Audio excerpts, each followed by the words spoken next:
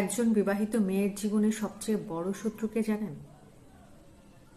একজন বিবাহিত মেয়ের জীবনে সবথেকে বড় শত্রু হচ্ছে তার নিজের মা। ছেলেদের খুশি হওয়ার কোনো কারণ নেই, বিবাহিত ছেলেদেরও সবথেকে বড় শত্রু হচ্ছে নিজের মা। কারণ এই দুই মাই যখন একটা ছেলে এবং একটা মেয়ের সংসারে অনধিকার চর্চা শুরু করে, নিজেদের জীবনের পাওয়া না পাওয়া সব কিছু যখন তাদের ভিতরে ঢেলে দেওয়া শুরু করে, তখনই সেই সংসারে অশান্তি শুরু হয়ে যায়। আপনার মায়ের যেখানে বলা উচিত আপনাকে ধৈর্য ধরা, সেখানে সে বলছে চলে আয়।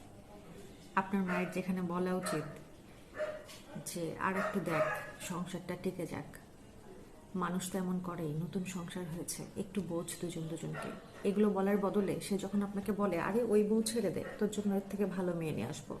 আবার যখন কোনো মা তার মেয়েকে বলে আরে ওরকম জামাই ছেড়ে দে, তোর জন্য এর থেকে ভালো ছেলে নিয়ে আসবো, তখনই একটা সংসার ভেঙে চুরে তছনছ হয়ে যায়।